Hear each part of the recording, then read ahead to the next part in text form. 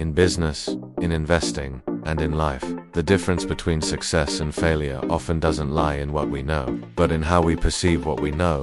The same piece of information, framed differently, can make you feel confident or fearful, decisive or paralyzed. This is the framing effect, one of the most powerful cognitive biases in behavioral psychology, shaping how we make financial and business decisions every single day.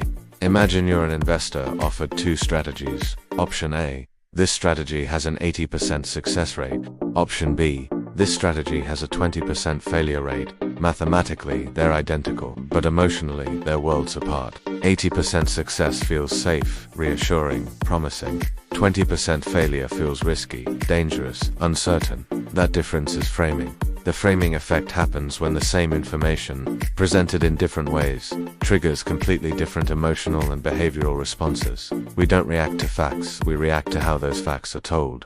From a neuroscience perspective, the framing effect emerges from the tension between two brain systems: the amygdala, which governs emotion and fear responses, the prefrontal cortex, responsible for logic and reasoning. When you hear 20% loss, the amygdala fires, instantly activating fear and avoidance. When you hear 80% success, the prefrontal cortex takes over, encouraging approach and confidence. So even though the data is identical, your emotional brain interprets it through a completely different lens. Humans don't make decisions purely based on logic. We make them based on perceived context and emotional framing. In other words, we don't respond to reality, we respond to the story told about reality. 1. Marketing and sales. When you see a label that says 50% OFF, your brain lights up with excitement. But if the same item were labeled price doubled last week, now cut in half, you'd hesitate. Same math, different emotional frame. 2. In the crypto market, a token described as up to 100% from its bottom feels like opportunity, but the same token framed as down 80% from its peak feels like disaster. The price didn't change, only your frame of reference did. 3. Leadership and communication. Steve Jobs was a master of reframe. When engineers told him, "We only have a 10% chance of success," Jobs replied, "Perfect, that means we have a chance." By reframing the risk, he shifted the entire team's psychology from fear to determination. The framing effect is especially dangerous in financial markets, where every decision carries emotional weight. A headline saying the market crashes 10% causes panic selling, but reframe it as a healthy 10% correction after 5 months of growth, and investors stay calm. The facts didn't change, the framing did. Media outlets, politicians, and marketers all use framing to guide or manipulate public perception.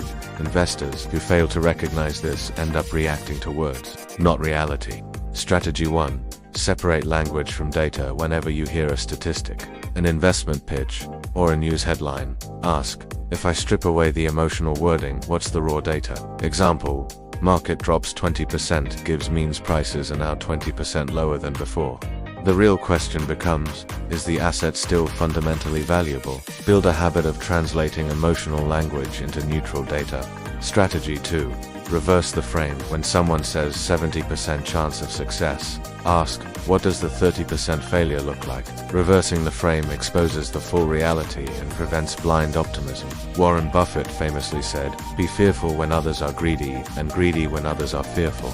That's not just contrarian investing, it's the art of reframing perception, seeing what others ignore. Strategy 3. Build cognitive consistency. The framing effect thrives when your belief system is weak.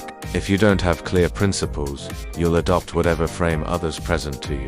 Write down your investment philosophy, risk tolerance, and decision rules. When you have your own frame, no external narrative can shake you. As Ray Dalio once said, "I don't make decisions to be right, I make decisions so emotions don't control me."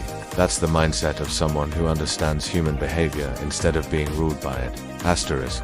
Elon Musk reframed the impossible when the world said colonizing Mars was insane. Musk reframed the question. It's not, can we do it? It's, do we dare to? He didn't change reality, he changed the story around it. That shift inspired thousands to believe in the impossible. Howard Schultz, Starbucks Schultz, didn't sell coffee. He sold human connection. Starbucks wasn't framed as a beverage. It was a lifestyle, a third place between home and work. That framing turned coffee into culture. Jack Ma Alibaba during the dot-com crash. While others said we're losing, Jack Ma said, the market is cleansing the weak, and we will survive. That simple reframe kept his team motivated while competitors folded. The framing effect isn't your enemy, it's part of being human. Once you understand it, you realize the market doesn't make you lose money, your perception of the market does. The news doesn't create fear. The language of the news does. The winners in finance aren't those who predict the future. They're the ones who keep the right frame even when the world panics. In the financial world, the one who controls the frame controls the outcome. So start practicing today. Detach emotion from data. Reverse every frame you're given. Build a consistent inner framework. That's how you move from being influenced to becoming the influencer of your own decisions. That's the mindset of a mature investor, and the essence of behavioral mastery. If this lesson helped you see the world differently, subscribe for more deep dive episodes on behavioral psychology and modern financial thinking. I'm your name, and I believe that understanding human psychology is the first step to mastering the market.